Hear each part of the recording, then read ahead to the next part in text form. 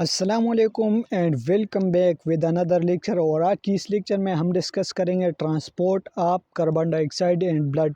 के carbon dioxide एक harmful gas है, ये हमारे पास किस तरह ब्लड में ट्रांसपोर्ट होता है, ये हमारे पास किस तरह एक्सहेलेशन इनकी होती है, तो इन सारी चीज़ों को डिटेल से डिस्कस करेंगे। और जो भी आपका डाउट होगा इस टॉपिक के हवाले से तो इंशाल्लाह वो क्लियर होगा और बहुत सी नई चीज़ें आपको सीखने को मिल सकती है।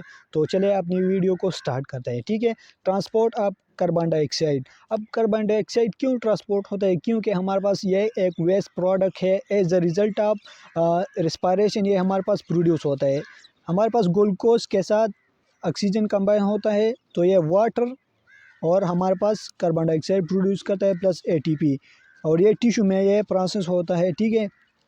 तो ये हमारे पास मकदार में बढ़ जाता है तो फिर ये हमारे पास डिस्टर्बेंस प्रोवाइड करता है, डिस्टर्बेंस काज करता है, तो इसकी रिमूवल ज़रूरी होता है, ठीक है। यह एक हमारे पास एक हार्मफुल है, एसिडिक है। हमारे पास ये ब्लड की पीच को इंक्रीज़ करता है, डिस्टर्ब करता है।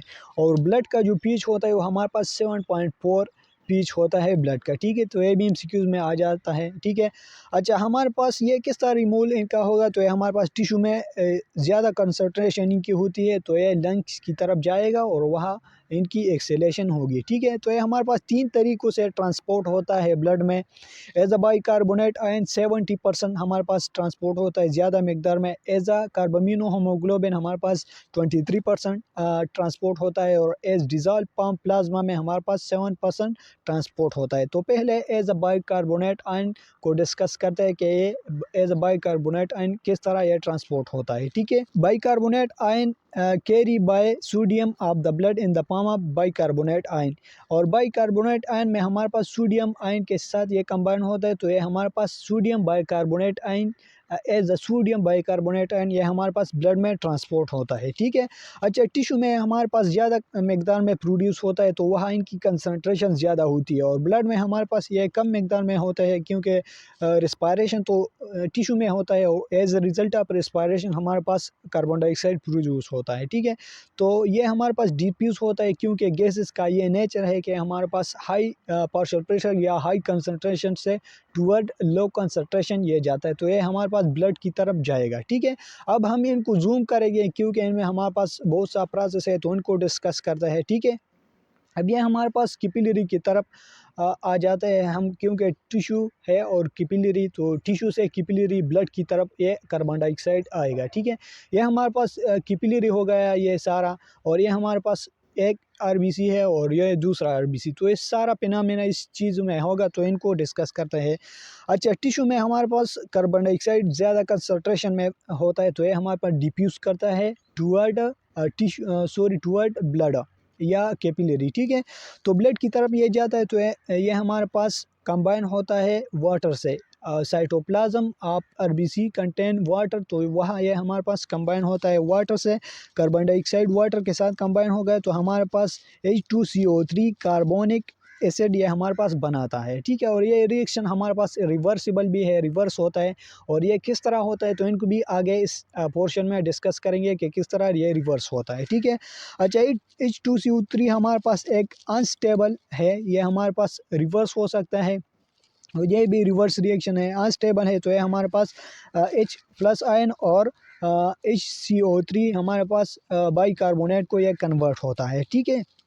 अब हमारे पास H+ आयन जब सेवा हो जाए ब्लड में इंक्रीज़ हो जाए तो ये हमारे पास एसिडिटी इंक्रीज़ करता है। तो किस तरह यह प्रोसेस होगा कि एसिडिटी इंक्रीज़ ना हो जाए, तो हमारे पास आरबीसी में हमारे पास Hb होता है, हम हेमोग्लोबिन होता है और उसके साथ ऑक्सीजन कंबाइन होता है अगर टिश्यू लेवल की हम बात करें, ठीक है। तो ये ऑक्सीजन इनसे डिटैच होगा और टिश्यू को प्रोवाइड होगा, ठीक है। और Hb हमारे पास H+ आयन के साथ कंबाइन होगा कि ये एसिडिटी रोक है, एसिडिटी इंक्रीज़ ना हो, क्योंकि अगर ब्लड का एसिडिटी इंक्रीज़ हो जाए तो फिर सारे जो फंक्शन है वो डिस्टर्ब होता है, ठीक है। तो Hb हमारे पास H+ आयन के साथ कंबाइन होता है, हीमोग्लोबिनिक एसिड यह बनाता है, ठीक है। और ये जो बाइकार्बोनेट आयन है ये एक आरबीसी के मेम्ब्रेन में एक प्रोटीन प्रेजेंट होता है, इनको क्लोराइड बाइकार्बोनेट कैरियर प्रोटीन इनको कहते हैं। और इनका फंक्शन ये होता है कि ये दो आयंस को हमारे पास अपोजिट डायरेक्शन में ट्रेवल करता है। मतलब अगर बाहर से नेगेटिव आयन आ जाता है अंदर आरबीसी को तो आरबीसी से फिर हमारे पास एक नेगेटिव आयन ज़रूर बाहर जाएगा। तो इस तरह एक ड्यूल फंक्शन, मतलब एक अंदर आएगा तो एक बाहर जाएगा, ठीक है। तो इनका फंक्शन परफॉर्म इस तरह करता है, ठीक है। अच्छा, ये हमारे पास आरबीसी है और ये हमारे पास ब्लड प्लाज्मा है, ठीक है। तो बाइकार्बोनेट आयन इस प्रोटीन के थ्रू बाहर आएगा प्लाज्मा की तरफ। तो नेगेटिव आयन बाहर आ गया तो नेगेटिव अंदर भी जाएगा। तो इधर हमारे पास प्लाज्मा में NaCl होता है, सोडियम क्लोराइड, ठीक है। तो NaCl डिटैच होगा हमारे पास इधर, ये मैंने बाहर रखी है पर ये अंदर है, ठीक है। NaCl डिटैच होगा तो Na+ आयन बनाएगा और Cl क्लोराइड आयन बनाएगा। तो क्लोराइड अंदर जाएगा आरबीसी को और वहाँ हमारे पास एक पोटाशियम आयन प्रेजेंट होता है। तो ये हमारे पास इनके साथ कंबाइन हो गया, KCl प्रोड्यूस करेगा, ठीक है। अब ये कार्बोनेट आयन बाहर आएगा तो ये हमारे पास Na के साथ कंबाइन होगा। इधर Na डिसोसिएट हो गया, ये अंदर गया, ये बाहर प्लाज्मा में प्रेजेंट है। तो Na हमारे पास HCO3 के साथ कार्बोनेट आयन के साथ कंबाइन होगा और इसको हमारे पास सोडियम बाइकार्बोनेट आयन इनको कहते हैं, ठीक है। अच्छा, ये फिनोमेना तो हो गया टिश्यू की लेवल में। अब ये जो चीज़ है, अगर ये हमारे पास लंग्स की तरफ जाता है तो फिर वहाँ क्या फिनोमेना होगा, तो फिर वहाँ रिवर्सिबल रिएक्शन होगा।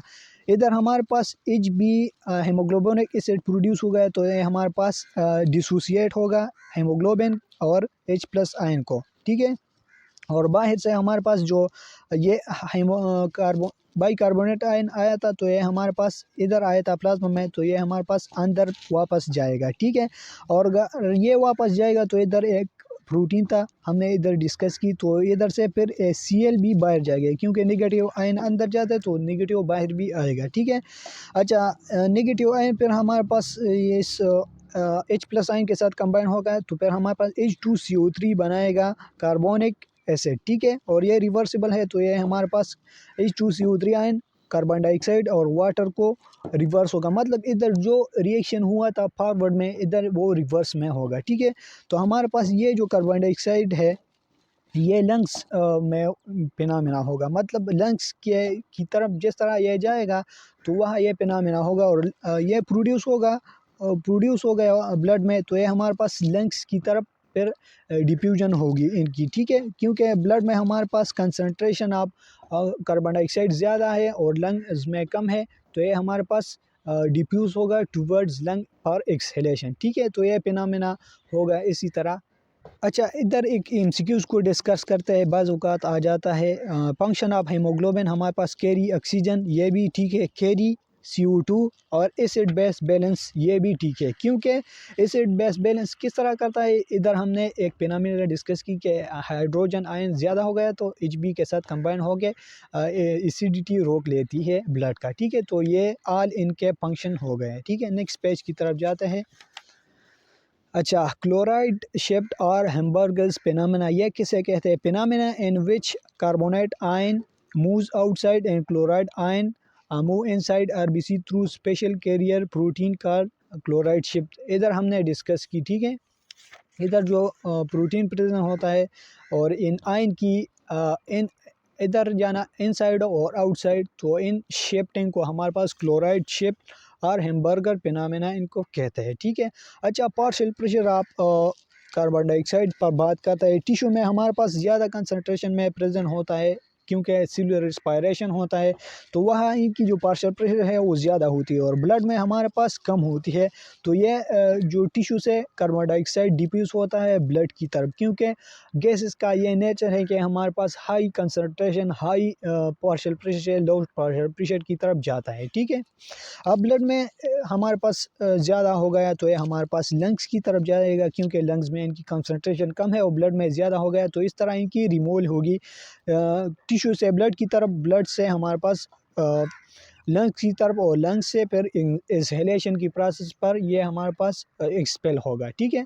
एज अ कार्बामिनो होमोग्लोबिन इसको इसलिए कहते हैं कि हमारे पास हीमोग्लोबिन के साथ कार्बन डाइऑक्साइड कंबाइन हो जाए तो इनको कार्बामिनो होमोग्लोबिन कहते हैं, ठीक है। और हमारे पास हीमोग्लोबिन जो है वो हमारे पास ऑक्सीजन को भी कैरी करता है और कार्बन डाइऑक्साइड को भी कैरी करता है, ठीक है। अच्छा, टिश्यू में हमारे पास कार्बन डाइऑक्साइड की जो कंसंट्रेशन है वो ज़्यादा होती है और ऑक्सीजन की कम होती है। तो हमारे पास जो कार्बन डाइऑक्साइड है ये डिफ्यूज़ होगा टूवर्ड्स ब्लड कैपिलरी की तरफ ये डिफ्यूज़ होगा। और हमारे पास इधर कम कंसंट्रेशन ऑफ ऑक्सीजन है, ऑक्सीजन का जो कंसंट्रेशन है वो लो है। तो इधर हमारे पास ब्लड में हीमोग्लोबिन 4 ऑक्सीजन मॉलिक्यूल कैरी करता है टुवर्ड्स टिश्यू। तो ये हमारे पास डिटैच होगा क्योंकि इधर पार्शियल प्रेशर ऑफ ऑक्सीजन ज़्यादा है और इधर कम है।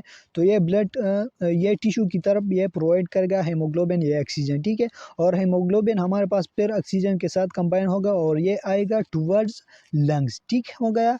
अच्छा, लंग्स में फिर क्या फिनोमेना होगा, तो लंग्स में ऑक्सीजन की कंसनट्रेशन ज़्यादा होती है क्योंकि बाहर से आता है ऑक्सीजनेटेड, ठीक है, ऑक्सीजन आता है। और कार्बन डाइऑक्साइड की जो कंसनट्रेशन है वो कम होती है, ठीक है। तो इधर ऑक्सीजन की कंसंट्रेशन ज़्यादा होती है तो ये ब्लड की तरफ जाएगा क्योंकि ब्लड में कंसंट्रेशन ऑफ ऑक्सीजन कम है और कंसंट्रेशन ऑफ कार्बन डाइऑक्साइड ज़्यादा है। तो इसलिए ये हमारे पास डिफ्यूज़ होगा, ठीक है। तो कार्बन डाइऑक्साइड डिफ्यूज़ होगा टुवर्ड्स लंग और ये हमारे पास डिटैच होगा हीमोग्लोबिन से, ठीक है। और वो उधर से हमारे पास ऑक्सीजन आएगा और ऑक्सीजन कंबाइन होगा हीमोग्लोबिन के साथ, तो ये फिर जाएगा इधर मतलब टिश्यू की तरफ। तो इस तरह ये सिलसिला जाता रहेगा, ठीक है। अच्छा, partial pressure of carbon dioxide in tissue अगर हम बात करें तो ये 45 mmHg है, ठीक है। तो इधर कंसंट्रेशन ऑफ कार्बन डाइऑक्साइड ज़्यादा है एज़ कम्पेयर टू ऑक्सीजन। तो हमारे पास ये CO2 कंबाइन होगा हीमोग्लोबिन के साथ, ठीक है, क्योंकि partial pressure of carbon dioxide ज़्यादा है तो और कंसंट्रेशन ऑफ कार्बन डाइऑक्साइड ज़्यादा है तो वहाँ ये हमारे पास हीमोग्लोबिन के साथ कंबाइन होगा, ठीक है। और हीमोग्लोबिन से एक 4 ऑक्सीजन मॉलिक्यूल डिटैच होगा और प्रोवाइड करेगा टुवर्ड टिश्यू को प्रोवाइड करेगा, ठीक है। अच्छा, partial pressure of carbon dioxide in lung हमारे पास 4 TMM होता है। तो यह हमारे पास Hb और CO2 कार्बोमिनो हीमोग्लोबिन हमारे पास डिटैच होगा तो Hb हमारे पास फिर ऑक्सीजन के साथ कंबाइन होगा और ये जो CO2 है ये हमारे पास लंग की तरफ जाएगा फॉर एक्सहेलेशन, ठीक है। एज ए डिज़ॉल्व फॉर्म हमारे पास 7% कैरी करता है प्लाज्मा, ठीक है। और ये क्योंकि हमारे पास CO2 less soluble in plasma, ठीक है। तो ये थी आज की लेक्चर में थे, आपको समझ आई हुई होंगी। मिलते हैं नेक्स्ट लेक्चर में, तब तक के लिए फ़ी अमान अल्लाह, अपना बहुत सारा ख्याल रखिएगा, दुआ में याद रखिएगा। खुदा हाफ़िज़।